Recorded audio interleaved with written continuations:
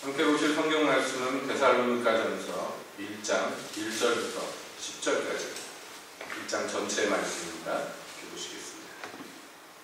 데살로니가전서 1장. 바울과 실와노와 디모데는 하나님 아버지와 주 예수 그리스도 안에 있는 데살로니가인의 교회에 편지하노니 은혜와 평강이 너희에게 있을지어다. 우리가 너희 무리를 인하여 항상 하나님께 감사하고 기도할 때에 너희를 말하니 너희의 믿음의 역사와 사랑의 수고와 우리 주 예수 그리스도에 대한 소망의 인내를 우리 하나님 아버지 앞에서 쉬지 않고 기억하니 하나님의 사랑하심을 받은 형제들아 너희를 택하심을 아노라. 이는 우리 복음이 말로만 너희에게 이르는 것이 아니라 오직 능력과 성령과 큰 확신으로 된 것이니 우리가 너희 가운데서 너희를 위하여 어떠한 사람이 된 것은 너희 아는 바와 같으니라. 또 너희는 많은 환난 가운데서 성령의 기쁨으로 도를 받아 우리와 주를 본받은 자가 되었으니 그러므로 너희가 마게도냐와 아가야 모든 믿는 자의 본이 되었는지라. 주의 말씀이 너희에게로부터 마게도냐와 아가야에만 이르더라. 하나님을 향한 너희 믿음의 소문이 각처에 퍼짐으로 우리는 아무 말도 할 것이 없노라.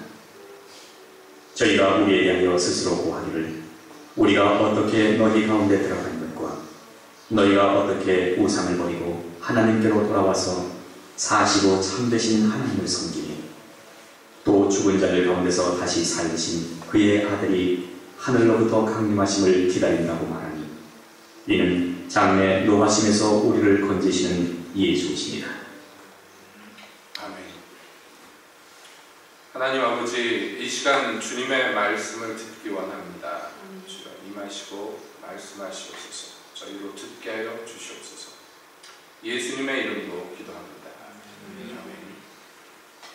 네, 지난 주간 평안하셨습니까? 아멘. 오늘은 교회 절기상 성령 강림 주일입니다. 그러니까 이 땅에 성령 오신 것을 기념하는 그런 주일입니다. 그런 주일이니만큼 특별히 당연하겠지만은 오늘 이 시간에는 성령님에 대해서 우리가 한번 함께 말씀을 나누고자 하는 것이죠. 오늘 새벽 시간에도 그런 말씀을 나눴습니다만은 예수께서 이제 예루살렘으로 올라가시면서 제자들에게 그 도중에서요, 당신이 예루살렘에 가면 대제사장과 서기관들에게 붙들리고 고난받고 이방인의 손에 넘기우고 죽임당하고 3일 만에 다시 살아날 것이다, 이렇게 말씀을 하십니다. 제자들이요, 그것을 두려워하면서도 무슨 말인지 알아듣지를 못해요. 그리고 예수님께서 그런 어마어마한 말씀을 하셨는데도 불구하고 제자들이 곧 무엇을 갖고 다투느냐 하면 예수님이 예루살렘에서 왕이 되시면 누가 높은 자리에 앉을 것인가, 그것 가지고 다툽니다. 그래서 요한과 야고보, 세베대 아들들이죠. 이 요한과 야고보가요, 어머니를 등에 업고 예수님께 청탁을 넣습니다. 예수님이 영광을 얻으실 때 우리 중에 하나는 예수님 오른편에, 하나는 왼편에 앉혀주십시오. 예수님이 기가 막히신 거예요. 좀 전에 십자가에서 고난받고 죽는다고 그 얘기 하셨는데 지금 얘네들이 얼마나 엉뚱한 얘기를 하는 거죠. 예수님이 요한과 야고보에게 묻습니다. 너희가 내가 마실 잔을 마실 수 있겠느냐? 내가 받을 세례를 받을 수 있겠느냐? 받을 수 있다고, 마실 수 있다고 막 큰 소리를 칩니다. 그게 뭔지도 모르면서요. 여러분, 예수님께서 잡히시기 전날 밤에 하나님 앞에요, 간절하게 기도하십니다. 아버지, 이 잔을 할 수만 있으면 내게서 지나가게 하옵소서. 예수님도 그렇게 기도하셨던 것이 그 잔이에요. 고난의 잔, 십자가의 잔입니다. 그런데 이 철딱선이 없는 제자들은요, 자기들이 그걸 마실 수 있다고 큰 소리를 막 칩니다. 얼마든지 마실 수 있다고. 예수님이 아마도 한숨을 내쉬면서 부르셨을 거예요. 그 잔은 언젠가 너희가 마시겠지만 그러나 내 오른편 왼편의 자리는 아버지가 예비하신 사람들, 그 사람들이 앉을 거다. 여러분, 예수님 왼편 오른편에 같이 십자가에 못 박힌 강도들이 있었어요. 예? 요한과 야고보 보고 하나님이 그래? 그럼 니네가 그거 마셔라. 그러면 얘네들이 그 옆에 못 박혀 죽는 거예요. 지금. 물론 나중에 변화받아서 실제로 주님의 잔을 마시죠. 요한과 야고보가 마시죠. 제일 처음 순교한 게 야고보고요. 제일 끝까지 살아남아서 제자로서의 사명을 감당한 게 요한입니다. 그러나 그 노중에서 예수님께 청탁을 넣을 때 이 요한과 야고보는요, 정말로 우리가 봐도 기가 막히는 얘기를 합니다. 그리고 나는데요, 다른 제자들이라고 다를 게 뭐가 있습니까? 다른 제자들이요, 이 두 제자가 선수 쳤다고 화가 나가지고 분하여 합니다. 저것들이 먼저 청탁을 넣네. 엄마까지 데리고 와가지고 치맛바람을 하네. 난리가 났어요. 예수님이 그들을 다시 모아다가 가르칩니다. 세상의 권세자들은 자기 밑에 있는 사람들을 임의로 주관하거니와 너희는 그렇지 않습니다. 너희 중에 크고자 하는 자는 섬기는 자가 되고 으뜸이 되고자 하는 자는 모든 자의 종이 되어야 합니다. 그러면서 결론으로 하신 말씀이 뭐냐면, 인자에 오는 것은 섬김을 받으려 함이 아니고 섬기려 하며 도리어 자기의 생명을 많은 사람의 대속물로 내어주려 합니다. 예수님이 그 얘기를 왜 하셨느냐 하면, 자, 이 제자들이요, 예수님이 무엇 때문에 이 땅에 와서 그렇게 돌아다니시는지를 몰라요. 예수님이 하나님의 아들이신 것도 알았고 예수님이 메시아라는 것도 믿었어요. 그렇기 때문에 자기의 가사는 뒤로 하고 직업도 내팽개치고 가족도 버리고 예수님을 뒤쫓아온 거예요. 그러나 그 하나님의 아들이, 그 메시아가 이 땅에 뭐하러 왔는지를 모르는 거예요. 와서 무엇을 하실 것인지를 모릅니다. 예수님이 아무도 아니고 그냥 버젓이 3번이나 인자가 예루살렘에 가서 고난받고 죽임당하고 죽은 지 3일 만에 다시 살아나기도 하고 얘기를 해줘도 못 알아들어요.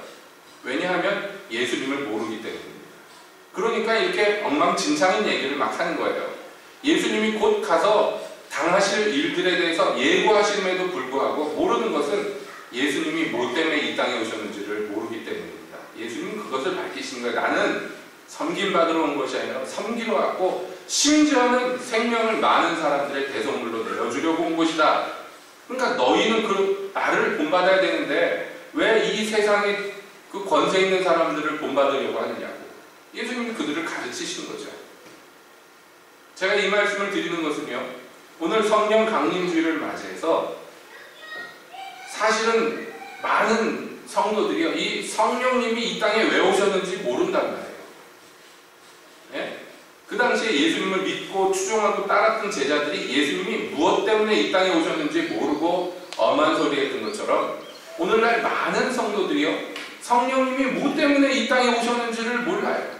물론 교리적으로는 삼위일체 교리를 믿고요, 성부, 성자, 성령이 한 하나님이신 것을 믿지만은, 그러나 성령이 꼭 굳이 뭐 오셔야 되나? 이 땅에 오셔서 뭐 때문에 오셨을까? 잘 모릅니다. 심지어는 성령님을 좋아라 하고 성령님을 추구한다는 사람들조차도, 그래서 성령님을 추종함에도 불구하고 성령님이 왜 이 땅에서 무엇 때문에 이 땅에 오셨는지 여기에 대해서 잘 모릅니다. 그래서 때때로 우리가 성경에서요, 성령님에 대해서 이야기하는 것을 보고 이상하다 하고 느낄 때가 있어요. 마침 오늘 설교를 준비하면서 생각한 거를 우리 정경환 집사님이 예배 전에 질문을 하셔가지고 참 잘됐다 싶은데, 여러분 생각해 보세요. 아나니와 삽비라라고 아시죠? 예? 이 예루살렘 교회에 아주 중요한 교인들 중에 하나예요. 아나니와 삽비라. 이 사람들이요, 죽었어요. 한날 한시에. 죽은 이유가 다른 게 아니라 성령을 속였다 그래서 죽었어요. 하나님이 죽여버리셨어요. 여러분 이 사건 아시지만 조금 이상하지 않으세요? 거짓말했다고 죽은 건데, 속였다고 죽은 건데 성령님을 속였다고 죽었어요. 그 자리에서. 그러니까 그 대목을 보면요, 우리가 평소 성령님에 대해서 생각하는 것과 성경에서 성령님에 대해서 얘기하는 것과 무게감이 다르단 말이에요. 무게감이 달라요. 그렇죠? 심지어 예수님이 뭐라고 그러셨냐면 말로 인자를 대적하고 인자를 회방하는 자는 용서를 받을 수 있지만 그러나 말로 성령을 회방하는 자는 영원히 용서받을 수 없다. 그러니까 예수님이 성령님에 대해서 말씀하시는 것도 무게감이 굉장히 다릅니다. 그렇다고 해서 우리가 뭐 마음대로 예수님에 대해서 말로 회방해도 된다는 얘기는 아닙니다만은 그럼에도 불구하고 예수님께서요 말로서 나를 대적하고 말로서 나를 회방하는 것은 용서받을 기회가 있어요. 나중에라도 회개하면. 그런데 성령을 회방하면 영원히 용서받지 못한다. 다른 말로 하자면 하나님께서 영원히 용서하지 않는다는 거예요. 그러니까 이게 굉장히 무게감이 다릅니다. 그 성경에서 성령님에 대해서 이야기할 때 그 무게감과 우리가 평소 교회 안에서 신앙생활을 할 때 성령에 대해서 생각하는 무게감이 너무 다른 거예요. 감각이 너무 다른 거예요. 예? 그러니까 이 감각의 괴리를 뭐라고 이해하기가 힘들고 설명하기가 힘든 것이 사실상 오늘날의 대부분의 성도들입니다. 뭐 저 같은 경우에는 고려파에서 어렸을 때부터 신앙생활을 했기 때문에 성령님을 좋아하지도 싫어하지도 않았어요. 왜냐하면 성령이 계심도 알지 못했기 때문에. 저 에베소에 있었던 몇몇 제자들처럼 사도 바울이 와가지고 이 사람들이 신앙생활을 하는 거 보니까 좀 이상해. 예? 이상해가지고 물어봅니다. 너희가 혹시, 당신들 혹시 믿을 때 성령을 세례 받은 거 맞습니까?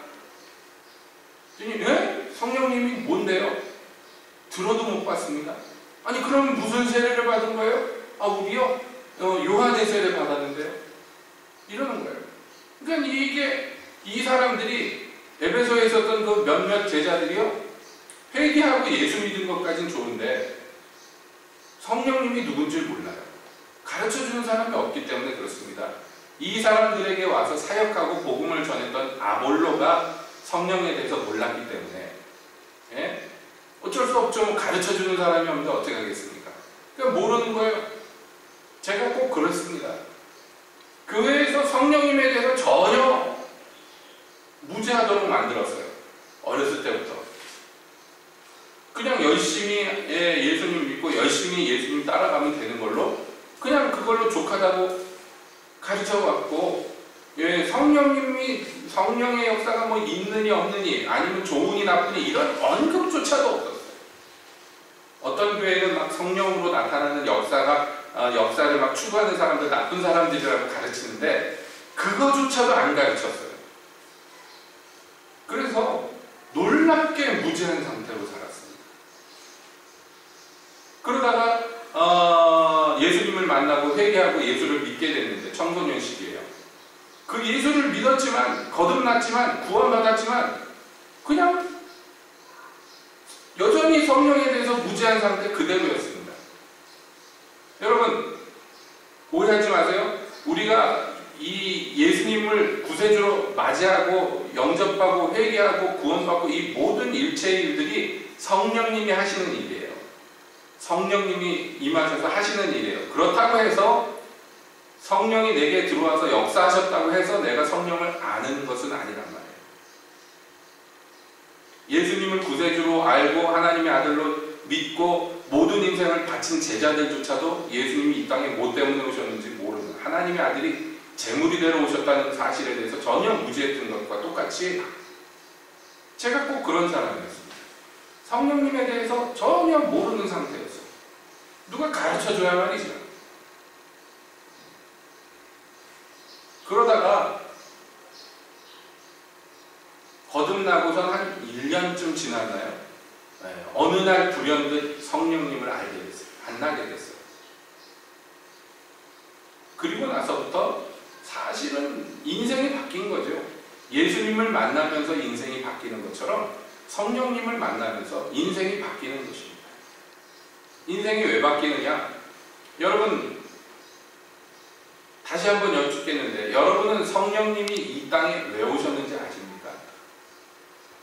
제가 이 질문을 드리는 것은요, 지금 제 신앙 배경을 설명했듯이 많은 성도들이 성령이 굳이 필요한가에 대해서 의구심을 가지면서 신앙생활을 해요. 성령님이 굳이 필요한가? 성령의 역사가 뭐가 필요한가? 내가 말씀 잘 듣고 거기에서 은혜 받고 신앙생활 열심히 하고 하나님 잘 섬기고 그러고 살면 되는 거 아닌가? 라고 생각해요. 성령이 하시는 일이라고 어쩌다가 내 마음에 말씀을 깨닫게 하시고 감동을 주시고 뭐 이 정도. 굳이 성령이 뭐 특별히 뭐 임하시고 역사 안 해도 뭐 그럭저럭 신앙생활 하는데 불편함 없고, 근데 뭐 굳이 성령님이 이 땅에 오실 필요가 뭐가 있었을까? 여러분 이렇게 그냥 말은 그렇게 하지 않더라도 그냥 감정상 느낌상 뭐 그렇게 산단 말이죠. 성령이 내게 임하시고 나를 막 뭐 역사하시고 이러지 않아도 충분히 그리스도인으로서 살 수 있다고 생각합니다. 느낍니다. 그리고 그것이 어떤 면에서 맞는 말인지도 모릅니다. 그렇기 때문에 다시 말씀드립니다만 성경에서 얘기하는 성령님에 대한 이야기와 내 현실 신앙생활과의 그 괴리를 어떻게 설명할 길이 없는 경우가 많이 있어요. 그래서 오늘 이 시간에 그 문제에 대해서 조금 더 다루기로 하는 것입니다. 결론부터 얘기하자면 뭐냐? 성령님이 우리에게 오신 이유가 무엇인가? 생각해 보세요. 구약시대 때도 성도들이 있었고, 구약시대 때도 하나님의 백성들이 있었고, 구약시대에도 하나님 믿는 사람들이 있었고, 그 사람들도 충분히 하나님 잘 믿고 잘 그럭저럭 잘 신앙생활을 했습니다. 우리가 아는 바 뭐 믿음의 용사들이 많이 있었지만 그 사람들 중에서 많은 사람들이 성령님이 이 땅에 임하시지 않은 세대에서도 하나님을 쫓아서 믿음의 길로 걸어갔어요. 수많은 용사들이 있지 않습니까? 근데 굳이 오순절에 왜 성령이 오셔야 됩니까? 여기에 대해서 우리가 잘 알아야 되는 것이 뭐냐면요, 구약의 성도들이 우리를 굉장히 부러워한다는 것만은 사실입니다. 우리를 굉장히 부러워해요. 왜냐하면 그분들은 앞으로 임하실 그리스도, 앞으로 임하실 그 하나님의 은혜의 역사의 세대를 바라보면서 소망하면서 믿었다면, 이제 우리는 본 무대, 본 경기에서 이제 달릴 수 있는 굉장히 다르고 굉장히 좋은 환경 가운데 우리가 처해 있다는 것입니다. 그것은 뭐냐면 하나님께서 구약 이스라엘에게 하나님 섬기는 도리를 주시고 하나님의 율법을 주시고 하나님을 따르게 하셨지만, 그러나 그들 중에 대다수는 거기에서 실패했어요. 그래서 사실상 그 나라 전체가 심판을 받았고, 그래서 아수르로 바벨론으로 쫓겨가가지고 포로 생활하게 되었습니다. 거기에서 하나님이 선포하시는 게 무엇이냐?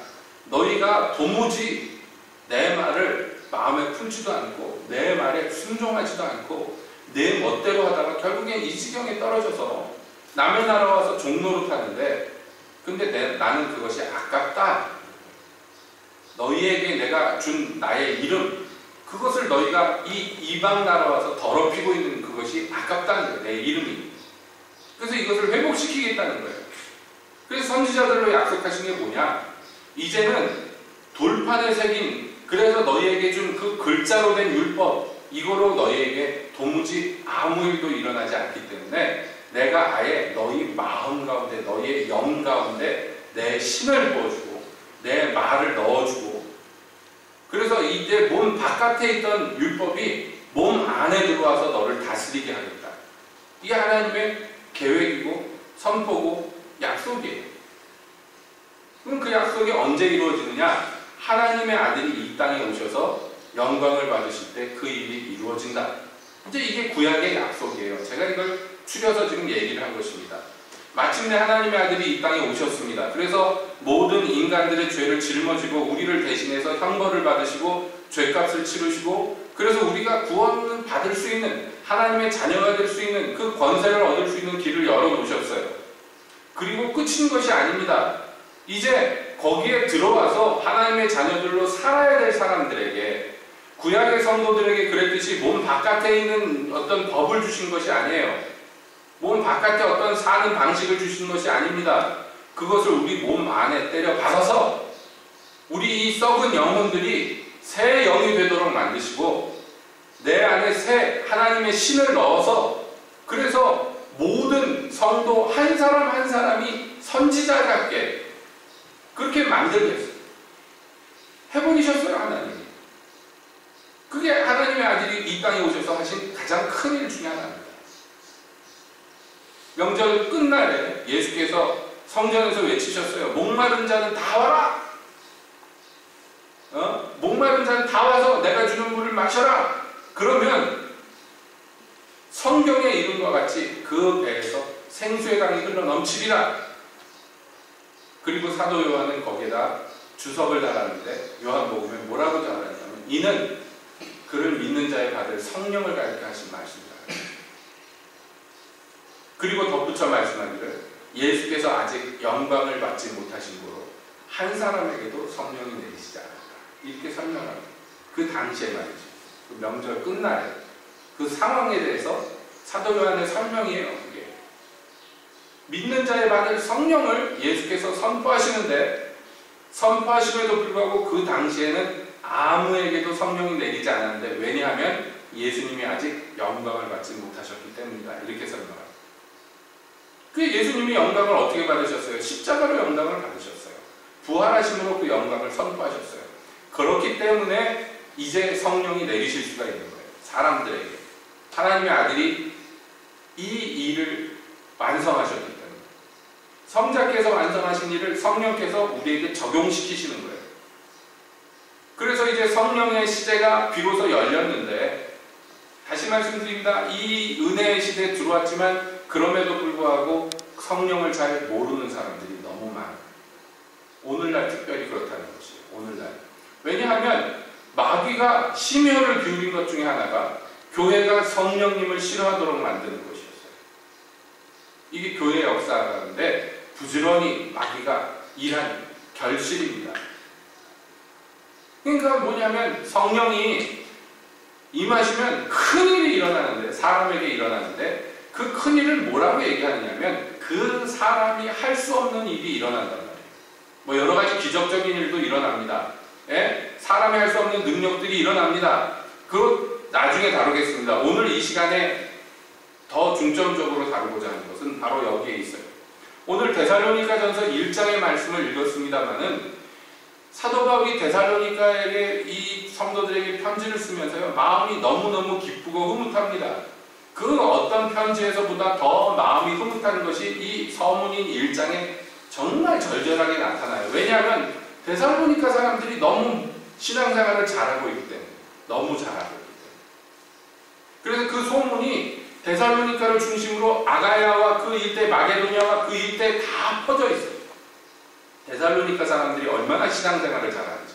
그런데 아이러니한 것은요 이 데살로니가가 사실은 복음 전하는데 굉장히 적대적인 지역입니다. 그래서 사도행전 17장에 보면 사도 바울이 복음을 들고 데살로니가에 들어갔을 때 일이 나와요. 복음을 전했는데요. 그 데살로니가 지역에 있는 유대인들이 전부 들고 일어나 난리를 칩니다. 심지어는 돈을 풀어서요. 그 동네 불량배들을 모아가지고 사도 바울과 바나바를 습격하려고 해요. 그런 일이 일어납니다. 바나바가 아니라 신라죠. 근데 결국에는 사도 바울을 못 잡고 사도 바울이 유하던 야손의 집이라고 야손을 붙잡아가지고 막 두드려 패고 하는 일이 일어납니다. 그래서 이 지역에서 피신해서 베레아로 옆에 도시로 옮겼는데요. 예, 성경에 뭐라고 나오냐면 베레아 사람들은 데살로니가 사람들보다 더 신사적이다 이렇게 나와요. 그러니까 데살로니가 인간들이 이거 못돼 처먹었다는 얘기예요. 그 베레아 사람들은 말씀을 들으면서 이 말씀이 진짜인가 하면서 상고하면서 착실하게 들었어요. 말씀을 잘 받았습니다. 그랬더니요 그 소문을 듣고 데살로니가에 있던 인간들이 베레아까지 쳐들어와요. 열심히 뻗쳤죠. 그래서 사도 바울이 아테네로 도망가는 거예요. 거기서. 그러니까 이 지역이 복음을 받긴 받았지만, 그리고 그들 중에 믿는 사람들이 있었지만 그것보다도 훨씬 더 적대세력이 많은 지역이에요. 그러니까 그 어떤 동네보다도 고난과 핍박이 극심한 동네란 말이에요. 그러니까 데살로니가 전서에서 다루는 주제가 뭐냐면 예수님 다시 오신다는 그 얘기를 하는 거예요. 데살로니가 전서의 주제가 예수님이 곧 다시 오신다. 왜 이 얘기를 하냐면 이 절망에 빠질 수 없는 환경에 있는 사람들에게 그리스도의 재림에 대해서 확실하게 가르치는 것은 그들이 소망을 끝까지 붙들게 하기 위해서. 어떤 성도들이 예수님 다시 오시기를 간절히 바라느냐면 고난이 극심한 사람들이었어요. 이 땅에서 배부르고 등 따숩고 살만한 사람들은요, 재림하시는 예수님 별로 환영 안 합니다. 그냥 재림하셨으면 좋겠는데 나중에 예? 나 늙어 죽고 나서 그리고 오시면 좋겠다 이러고 있죠. 그러나 여러분, 흑인 노예들이 과거에 미국에 있던 흑인 노예들이 복음을 받고 예수 믿고 나서 이 사람들이 불렀던 그 흑인 연가들의 가사들의 70% 80% 이상이 뭐냐면 자기가 천국 가는 거나 예수님이 다시 오시는 거나 이거예요. 찬양의 노래 이 대부분의 가사들이 그렇습니다. 왜냐하면 이 땅에서 정말 가축처럼 사는 그 노예 같은 삶 속에서요, 소망은 예수님 다시 오시는 것밖에 없어요.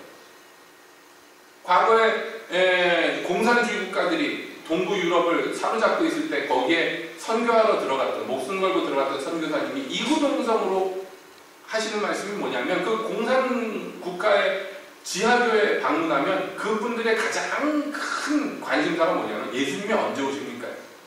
어느 지역을 가든지 예수님이 언제 오시나요? 왜 그런지 아시죠? 고난이 극심하기 때문에, 핍박이 극심하기 때문에 그들에게 소망은 이 땅에 전혀 소망이 없어요.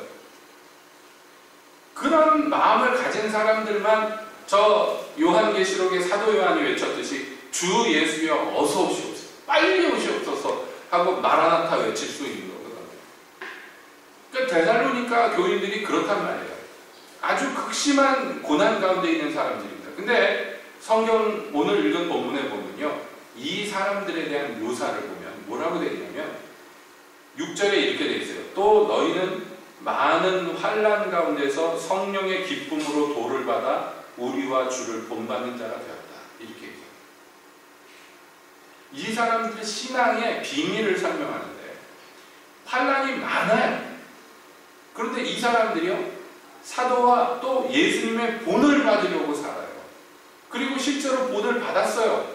그래서 그 소문과 칭찬이 자자합니다. 내가 더 이상 너희에게 뭐 할 말이 없다. 이렇게 해라 저렇게 해라 해줄 말이 없다.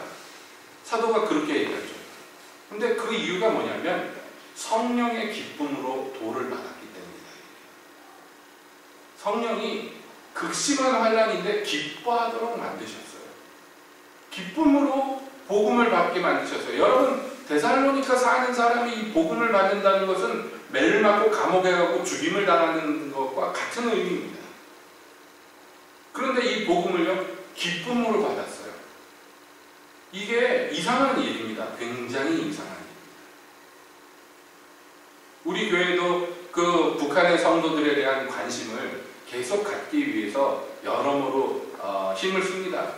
이 북한의 성도들 또는 고난받는 지역의 성도들의 모습을 보면요, 우리 대한민국에서 신앙생활하는 사람들이 이해가 안 되는 모습들을 굉장히 많이 만나게 돼요. 여러분, 북한에서 예수 믿는다는 것은 곧 10중 8구 죽는다는 얘기입니다. 이거는 뭐 과장도 아니고 그저 당연한 얘기입니다.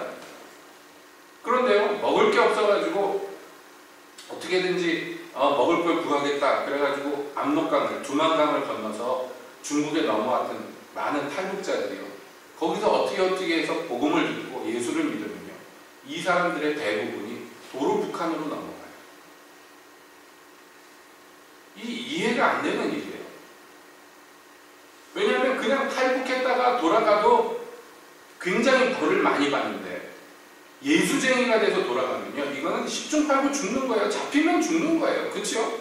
그런데도 불구하고 성경을 몇 권 숨겨가지고 도로 두만강 압록강을 넘어서 북한 땅으로 넘어가는 것은 왜 그럴까요? 무엇일까요? 무슨 이유가 있을까요? 이거요. 우리는 머리로는 알지만 심정적으로 이거 이해가 안 되는 장면이에요. 여러분 스스로 반문해 보세요. 나 같으면 그럴까? 네. 나 같으면 내게 복음을 전해준 그 그리스도인들 바지끄레기를 붙잡고서 어떻게든지 남한 보내달라고, 어떻게든지 중국에 살 수 있도록 신분증 하나만 만들어 달라고 막 애걸복걸할 텐데, 많은 북한 분들이요, 복음을 받고 구원을 받고 그 다음에 도로 강을 받고 이 구원의 복음을 내 가족들에게, 내 친지들에게 전해요. 나만 알 수 없다. 무엇인가 그들을 그 극심한 환난과 생명의 위협을 아주 가볍게 여길 수 있도록 만드는 뭐가 있는 거예요. 뭐가 있어요. 실제는 오늘날의 현실입니다. 뿐만 아니라 그 북한 내부에서 오랫동안 몰래 그리스도를 섬겨왔던 사람들, 소망이 없고 절망밖에 없는데 이 날이 언제 그치리라고 예고된 것도 없는데도 불구하고 끝까지 신앙의 절개를 지키는 사람들, 또 위험을 무릅쓰고 그 안에서 전도하는 사람들. 생각해보세요. 혼자 신앙생활 혼자 지키는 것도 힘든데 거기서 전도를 해요. 전도를. 여러분 이게 어떻게 해서 이게 가능할까요? 어떻게 이런 일이 일어날까요? 그런데 이런 일이요 2000년 동안 일어났어요. 2000년 동안. 그래서 교회가 멸절되지 않고 오늘까지 살아있습니다. 살아있는 게 무엇입니까? 복음이 천지사방에 퍼져나갔어요. 어느 지역, 어느 민족을 불문하고 복음이 들어가서 편안하게 전파된 예가 한 번도 없어요. 복음이 들어가면 피가 낭자하고 생명이 그냥 초계같이 떨어지는 일들이 어느 나라, 어느 민족이든지 일어났습니다. 그런데도 불구하고 여러분 굴하지 않은 미친 사람들이 너무 많아요.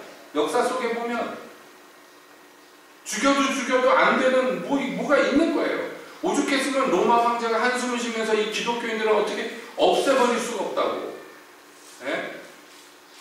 별별 방법으로 기독교인들을 탄압하고 죽이고 그랬는데 안 되는 거예요. 이게 수가 없는 거예요. 어느 지역에 로마의 재판관이 와가지고 기독교인 붙잡아 놓은 사람들 재판을 하고 일괄 사형하고 있는데, 재판을 하고 있는데 체포된 사람들 말고 그냥 멀쩡한 시민들 중에 많은 사람들이 나도 예수 믿습니다, 나도 재판해 주시오 하고 줄을 서요. 여러분 이게 역사에 기록이 돼 있어요. 잡혀온 사람들 말고 그냥 자유롭게 있는 사람들 중에 많은 그리스도인들이요, 자기 형제들이, 자기의 그 믿음의 형제들이 이제 곧 죽임을 당할 건데 그걸 보면서 나도 저기에 가고 싶다. 그래서 많은 사람들이요 순교를 당하는데 그걸 보고요 이 재판하는 재판관들이 이해를 못하는, 이게 무슨 일인가, 이게 어떻게 돼서 이런 일이 가능한가. 여러분 이게 2000년 동안 반복이 됐어요. 오늘날에도 많은 지역에서 많은 사람들이 이렇게 복음을 받고 전파하고 있습니다. 데살로니가 사람들이 그 믿음으로 그리스도에 대한 소망의 인내로 하나님 앞에 지금 충실하게 하나님을 섬기고 능력으로 그 모든 일들을 행하고 이 모든 믿음의 소문이 각처에 퍼졌어요. 그래서 사도 바울의 귀에 들렸는데 다른 동네 사람들이 데살로니가 사람들에 대해서 이렇게 얘기합니다. 저희가 우리에 대하여 스스로 고하기를 우리가 어떻게 너희 가운데 들어간 것과 너희가 어떻게 우상을 버리고 하나님께로 돌아와서 사시고 참되신 하나님을 섬기며 또 죽은 자들 가운데서 다시 살리신 그의 아들이 하늘로부터 강림하심을 기다린다고 말하니 이렇게 사람들이 와서 얘기를 하는 거예요. 사도 바울한테 당신들이 그렇게 했다면서요, 거기 가서 이런 일 저런 일을 당했다면서요. 그런데 데살로니가 사람들이 그 와중에 복음을 받았다면서요. 그래서 오랫동안 섬기던 우상에서 떠나서 사신 하나님께 달려와서 그 하나님을 섬기고 예수 그리스도 재림을 소망하고 있다고. 이 환란이 극심한 지역의 그리스도인들에 대해서 목격한 사람들이 와서 사도 바울에게 얘기를 해줘. 자, 우리는 이 비밀을 성경에서 발견합니다. 이 사람들이 환란과 핍박의 가운데서도 기쁘게 복음을 받고 주님과 함께 행할 수 있는 것은 다 무엇 때문이냐? 성령님이 계십니다. 성령님이 계십니다. 성령님이 아니 계시면 이게 안 된단 말이에요. 성령님이 계셔야 됩니다. 어떤 사람들이 자기 이념에 대해서, 자기 신념에 대해서 목숨을 바치고 그렇게 하는 수도 있지만요, 그것으로서 기뻐하고 즐거워하지는 않아요. 이를 악물고 싸워 나가는 것이죠. 기쁘고 행복하고 즐거워서 그 길 걸어가는 것이 아니에요. 그러나 성령이 임하시면, 성령이 어떤 사람 안에 역사하시면 이 사람은 세상 사람들의 반응과 전혀 다른 반응을 하고 세상 일반 사람들이 갖고 있는 사고방식과 전혀 다른 사고방식, 세상 사람들이 이해할 수 없는 비밀의 기쁨과 흥겨움과 즐거움과 감사와 찬양이 그 사람 안에서 역사합니다. 즐겁게 자기를 드리도록. 여러분, 바리새인들이 열심히 하나님을 섬기고 열심히 하나님께 자기의 인생을 소모를 했지만 그 안에서 무슨 즐거움이 있고 기쁨이 있겠습니까? 아무것도 없어요. 제가 성령님을 만나기 전까지 그렇게 신앙생활을 했어요. 하나님을 쫓고 이게 옳기 때문에 구원받은 다음에도 마찬가지예요. 예수님을 만난 다음에도 교회에서 열심히 하나님의 일을 했지만 그 안에서 많은 다툼이 있고 많은 트러블이 있었어요.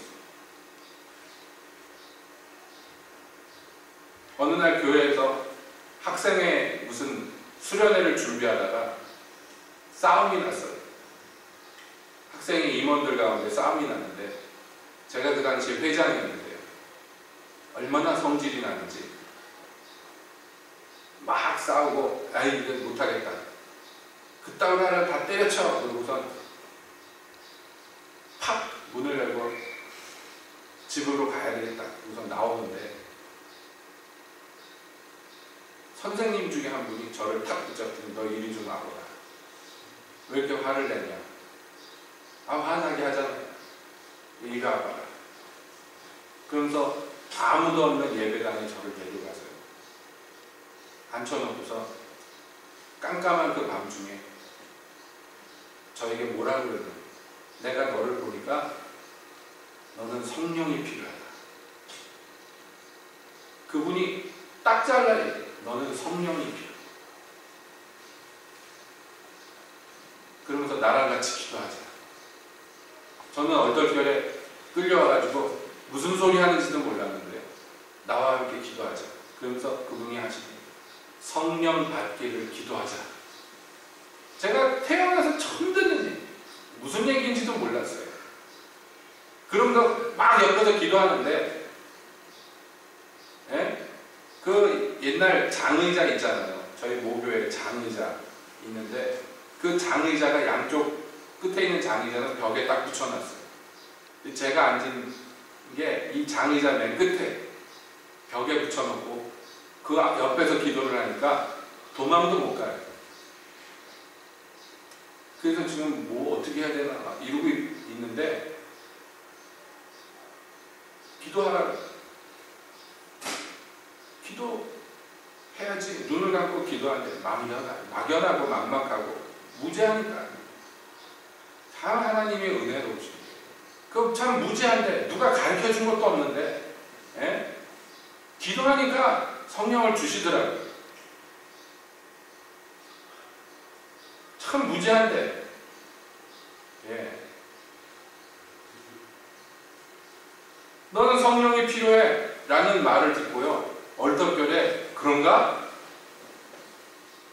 기도하라고 그래서 그러냐? 그런가? 기도해야 되나? 그리고 뭐 원하는 것도 아니고 간절함도 없고 그냥 하라니까 했어요. 뭔지도 모르고 했는데 성령이 임하셨어요. 얼마나 무섭든지요. 그날 밤만큼 무서웠던 경험이 없어요. 왜냐하면 제 입에서 이상한 말이 막 쏟아져 나옵니다. 마음 한켠에 정신이 멀쩡하더라고요. 입에선 이상한 말이 나오고 눈에선 눈물이 나오고 코에선 콧물이 나오고, 예, 난리를 치면서 기도를 하면서 마음은 멀쩡해요. 생각은 멀쩡해요. 내가 왜 이러냐? 미쳤냐? 이게 웬 일이냐? 그 깜깜한 예배당에서 그게 얼마나 무서웠든지요. 뭐라 그럴까, 본인이 미쳐가는 걸 제정신으로 바라보고 있어야 돼요. 그런데 그날부터 해서요, 무언가가 달라졌어요. 제 신앙생활 자체가 뭔가가 달라졌어요. 변화의 시작이에요. 그날부터 무엇인가 달라진 변화의 시작이에요. 그리고 어떤 면에서 그 와중부터 해서 고난과 핍박이 본격적으로 시작이 됐어요. 그 와중에. 근데 그걸 이길 수 있게 해주시고, 그 안에서 사람이 알지 못하는 기쁨을 느끼게 해주시고, 그런 환경에서도 굴하지 않게 해주시고, 나를 지키시고 인도하시고 날마다 새롭게 하시고 조금씩 굳세게 하시고 발걸음을 인도하시는 그 모든 것이 내가 알지 못하던 어떤 분이 내 안에 들어와서 일하기 시작하죠. 만약에 나더러 혼자 네가 이 모든 걸 해라 그랬으면 못했을 거예요. 그게 옳다고 믿었다 할지라도 적당히 타협하고 넘어갔을 거예요. 여러분, 예수 믿는 게 쉽지 않은 일입니다. 제대로 믿는 건 어려운 일입니다. 많은 대가를 치러야 될 수도 있고요. 환난과 핍박을 당연히 받아야 합니다. 겸하여 받는다고 주님께서 분명히 말씀하셨어요. 그런데 내가 가진 자원, 능력만 가지고 이게 불가능하니까 우리 하나님께서요, 그러면 내 신을, 내 영을 너에게 넣어줘야 되겠다, 이렇게 작정하셨어요. 인간의 영이 타락하였고 인간의 이 영혼 가지고는 이 모든 것을 할 능력이 없고 누구보다도 주님이 아시기 때문에, 그래서 새 영을 부어주시고 내 신을 모든 육체에 부어주겠다 하고 작정하시고 그것을 시행하십니다. 그렇기 때문에 우리 기독교는요, 절대로 자기의 의지, 자기의 힘만 가지고는 아무것도 할 수 없는 무능력자들이 모인 데가 이 기독교회입니다. 그래서 능력의 하나님 성령께서 오셔서 나를 주장하시고 다스리게 만들어 주셨어요. 그러므로 모든 성도들은 이것을 믿고 받고 누려야 합니다. 어찌됐든 누려야 합니다. 그렇지 않으면 제대로 신앙생활 할 수 없어요. 제대로 신앙생활에서 데살로니가 사람들처럼 칭찬 들으려면 다른 수가 없습니다. 성령의 기쁨이 나를 주장하십니다. 오늘 이 시간에 성령님에 대해서 전부 얘기할 수는 없기 때문에 어떤 의미에서 운만 띈 것이지만, 그러나 여러분 이 사실 한 가지는 분명히 기억하셔야 됩니다. 성령이 아니고는 아무도 예수를 주라고 시인할 수 없습니다. 편안하고 딱 등 따스울 때는 예수님 내 주님이지 하겠지만, 여러분 북한 같은 환경에서 예수를 주라 시인한다, 이거요 내 신 갖고 되겠어요? 안 되겠어요? 안 되죠. 예? 이라크 같은 데서 예수를 주라 시인한다, 되겠습니까? 내 힘 가지고? 성령이 내 임하셔야지 그것이 가능한 줄로 믿습니다. 그러므로 여러분들께 이 말씀을 통해서 촉구드립니다. 성령님이 나를 주장하게 하십시오. 성령님이 내 주인이 되게 하시고 성령님이 나의 주도자가 되도록 하십시오. 성령에 대해서 알지 못하시는 분들은 성령 그분을 초청하시고 성령을 기왕에 받으신 분들은 성령의 다스림 받기를 힘쓰십시오. 내 왕좌를 성령께 내어드리고 그분이 나를 주장하도록 나를 이끄시도록 내 운전대를 성령님께 맡기시기를 힘쓰시기 예수님의 이름으로 축복드립니다. 기도하겠습니다.